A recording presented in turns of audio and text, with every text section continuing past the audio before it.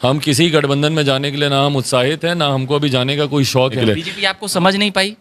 भाई जिस वक्त समझना था उस वक्त तो नहीं ना समझी, उस वक्त तो हम इनको आगाह करते ही रह गए। आखिर तक। अच्छा भाई रवि आप ही बताइए, क्यों 6 अगस्त तक इन्होंने इंतजार किया? 4 दिन इनके साथ मुख्यमंत्री रहेंगे, मन भर गया तो 4 दिन इनके। एनडीए में जाने का कोई मनसा आपका नहीं है, ये बड़ी खबर है। बिल्कुल नहीं है, किसी गठबंधन में जाने का कोई शौक। लगातार आपकी भविष्यवाणियां सही हो रही है, इसको लेकर क्या कहेंगे? देखिए भविष्यवाणी, मैं कोई भविष्य वक्ता नहीं हूँ, तो मैं भविष्यवाणी नहीं कहूँगा। हाँ इतना ज़रूर है कि राजनीति को जितना समझता हूँ, मेरे नेता आदरणीय रामविलास पासवान जी का खून मेरी रगों में है।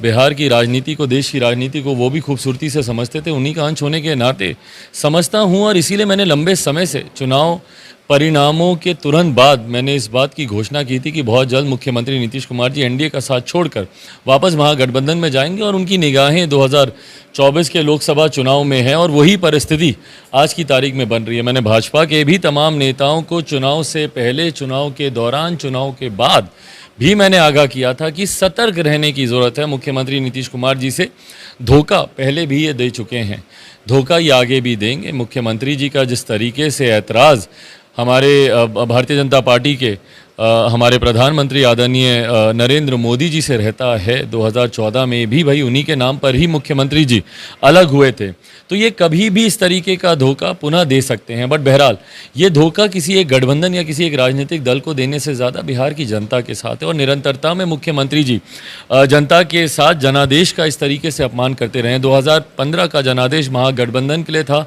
तो इन्होंने एनडीए के साथ मिलकर सरकार चलाई। परिणाम स्वरूप 2020 के चुनाव में, जिसको ये चिराग मॉडल बोलते हैं, वो जन भावनाओं का प्रतिनिधित्व था।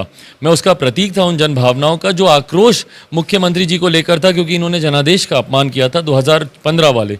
अब इन्होंने पुनः 2020 के जनादेश का ये अपमान कर रहे हैं। एनडीए के साथ मिलकर सरकार चलाने का जनादेश था, तो अब ये महागठबंधन के साथ मिलकर सरकार चलाने। यकीनन अगले जब भी मध्यवर्ती बिहार विधानसभा के चुनाव होंगे, देखिएगा इसका खामियाजा पुनः इनको भुगतना पड़ेगा। इस बार तो पहले नंबर से तीसरे नंबर की पार्टी बने, अगले चुनाव में 0 पर मुख्यमंत्री नीतीश कुमार जी की पार्टी आउट होगी। चिराग मॉडल है क्या? चिराग मॉडल जैसे कि एक तो षड्यंत्रकारी नाम दिया गया और आपके हिसाब से कुछ अलग नाम दिया जा रहा है, और जदयू के तो अध्यक्ष जी कुछ अलग ही बता रहे हैं। चिराग मॉडल, ये लोग यही ना बोलते हैं कि भैया चिराग पासवान ने अकेले चुनाव लड़ा।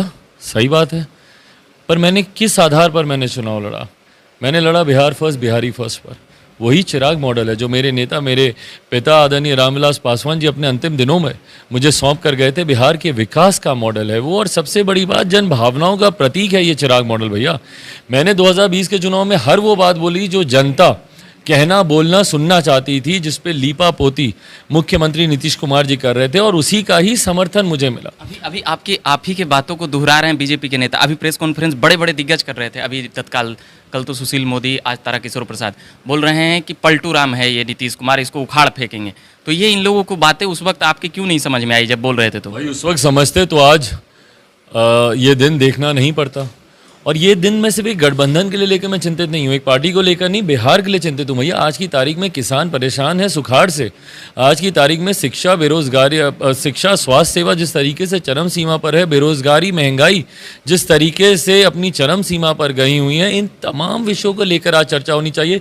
तो चर्चा पिछले 1.5 साल से किस पे हो रही है कि मुख्यमंत्री जी राष्ट्रपति बनेंगे, उपराष्ट्रपति बनेंगे। इसका भी दुख है कि वो राष्ट्रपति नहीं बने, कई लोग कह रहे हैं कि इसका भी दुख नहीं, उपराष्ट्रपति बनने का उनको बहुत ज़्यादा दुख है, राष्ट्रपति तो नहीं बने, ये तो है ही।